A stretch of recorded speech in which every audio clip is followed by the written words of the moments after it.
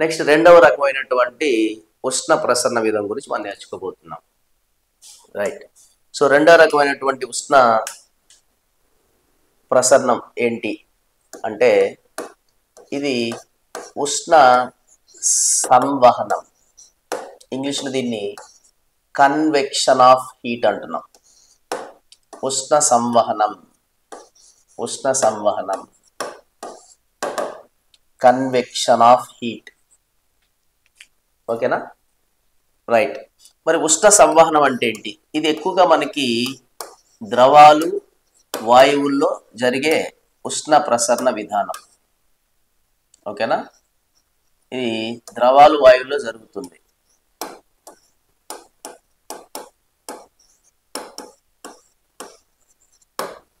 Okay, right. Next ఇది ద్రవాలు వాయువులో జరుగుతుంది. ఎలా జరుగుతుందంటే పదార్థంలోని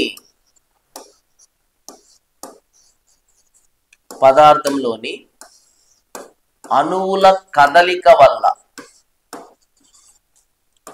అణువుల కదలిక వలన, అణువుల కదలిక వలన జరిగే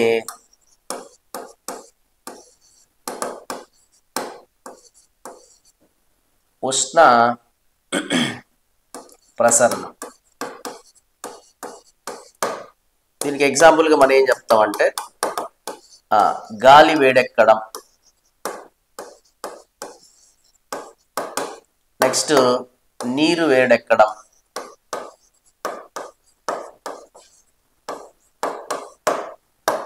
నెక్స్ట్ ఆహార పదార్థాలని ఉడికించడం,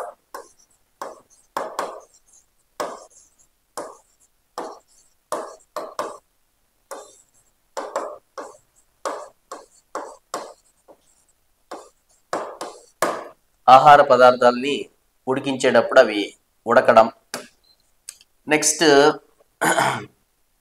వంటగదిలో వేడిగాలులు పైకి ప్రసరించడం,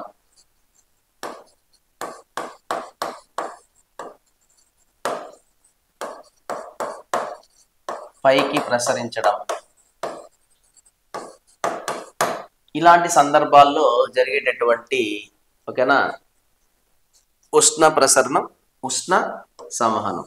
ఎగ్జాంపుల్కి ఒక పాత్రలో మనం నీటిని వేడి చేస్తున్నాం అనుకుందాం. సో ఈ నీటిని వేడి చేసేటప్పుడు మొదటగా మనం కింది భాగం నుంచి కదా ఉష్ణాన్ని దానికి అందిస్తుంటాం. అప్పుడు అది ఓకేనా ఈ పాత్ర అడుగు భాగం నుంచి, ఈ పాత్ర యొక్క అడుగు భాగం నుంచి ఉష్ణాన్ని గ్రహిస్తుంది. అప్పుడు మొదటగా అడుగు భాగంలో ఉన్నటువంటి నీటి అణువులు వేడెక్కడం మొదలు పెడతాయి. మరి అడుగు భాగంలో ఉన్నటువంటి అణువులు మొదటిగా ఉష్ణాన్ని గ్రహించి వేడెక్కితే అవేమవుతాయి? తేలికవుతాయి. ఓకేనా? వేడెక్కినటువంటి అణువులు తేలికవుతాయి, అంటే ఈ అణువులు పైకి వెళ్తాయి. అప్పుడు పైన ఉన్నటువంటి అణువులు ఏమవుతాయి? కిందికి వస్తాయి. అవి మళ్ళీ వేడెక్కి పైకి వెళ్తాయి, మళ్ళీ మిగిలినవి కిందికి వస్తాయి. ఇలా వేడెక్కినవి పైకి వెళ్ళడం, చల్లగా ఉండేవి కిందికి రావడం, ఇలా అణువుల మధ్య కదలిక జరుగుతూ ఉష్ణం ప్రసరిస్తే దాన్ని మనం ఉష్ణ సంవహనం అంటున్నాం. అర్థమైందా?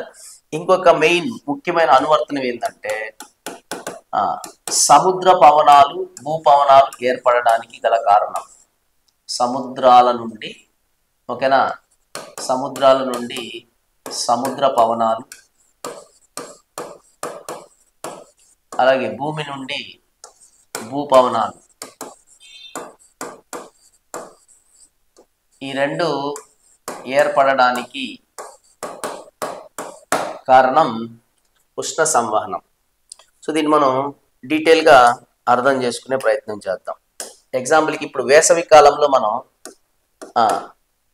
వేసవి కాలంలో నదులు లేదా సముద్ర పరిసర ప్రాంతంలో మనం ఓకేనా నడుస్తున్నప్పుడు, వేసవి కాలంలో నదులు అలాగే సముద్రాల పరిసర ప్రాంతంలో మనం ఉన్నప్పుడు ఈ నదులు సముద్రాల దగ్గర చల్లగా అనిపించడానికి గల కారణం,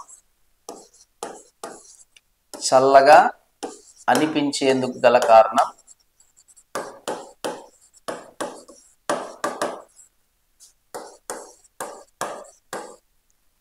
ఓకేనా. సో ఉష్ణ సంవహన ప్రక్రియ, ఉష్ణ సంవహన ప్రక్రియ ద్వారా ఆ అనుభూతి మనకు కలుగుతుంది. ఎలా సార్ అంటే, ఫర్ ఎగ్జాంపుల్ ఇదే ఒక నది యొక్క పరిసర ప్రాంతం అనుకుందాం. ఇదే ఒక నది. ఈ నది ఓకేనా వేసవి కాలంలో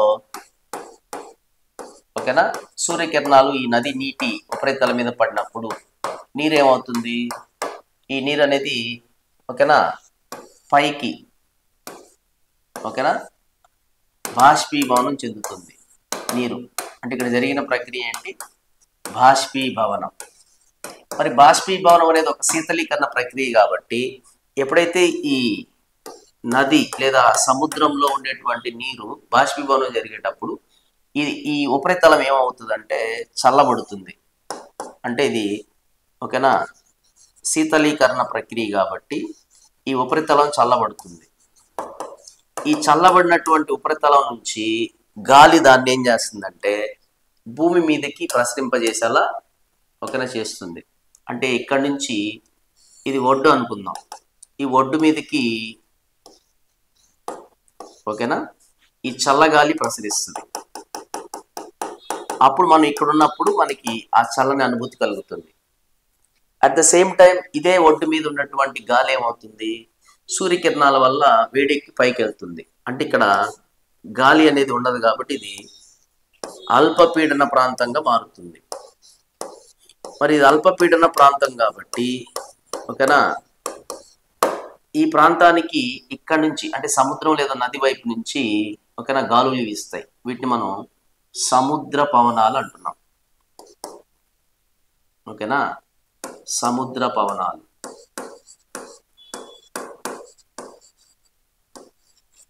మరి ఎప్పుడైతే ఈ నది యొక్క ఉపరితలంలో బాష్పీభవనం జరగడం వల్ల ఇక్కడ చల్లని ప్రాంతం ఏర్పడిందో, చల్లని ప్రాంతంకి ఈ ఒడ్డులో ఉండేటువంటి వేడి ప్రాంతం నుంచి గాలులు తిరిగి వ్యతిరేక దిశలో వీస్తాయి. ఇలా ఈ వ్యతిరేక దిశలో ఇక్కడి నుంచి వీస్తున్న వీటిని ఏమంటారంటే భూపవనాలు అంటున్నాం.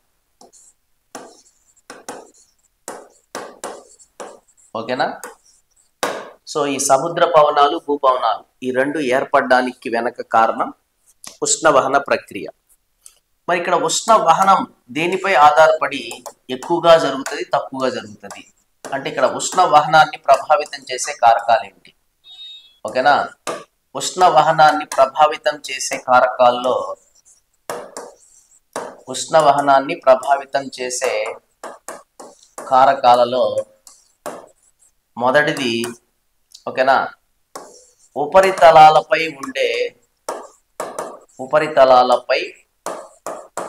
ఉండే ఉష్ణోగ్రతలో తేడా, ఇదొకటి. ఉష్ణోగ్రతలో తేడా. రెండోదసరికి ఉపరితలాల యొక్క వైశాల్యాలు, ఉపరితలాల వైశాల్యాలు. ఓకేనా. సో ఈ రెండింటి మీద ఆధారపడి మాత్రమే ఉష్ణవహన ప్రక్రియ అనేది జరుగుతుంది. అంతేగాని ఉష్ణవహన ప్రక్రియల లాగా ఉపరితల వైశాల్యము, ఉష్ణోగ్రతలో తేడా, ఉష్ణం ప్రసరించిన కాలం, ఆ ఘన పదార్థం యొక్క మందం, ఇటువంటి ఓకేనా అంశాలపై ఓకేనా ఉష్ణ సంవహనం ఆధారపడదు. ఉష్ణ సంవహనం ఆధారపడేది రెండు విషయాలే. ఏ రెండు ఉపరితలాల మధ్యలో ఉష్ణం అనేది సంవహనం ప్రక్రియ ద్వారా ప్రసరిస్తుందో ఆ రెండు ఉపరితలాల్లో ఉండే ఉష్ణోగ్రతలు తేడా మీద, అలాగే ఆ ఉపరితలాల యొక్క వైశాల్యం మీద మాత్రమే ఉష్ణ సంవహన ప్రక్రియ అనేది ఆధారపడుతుంది. ఓకేనా. ఇది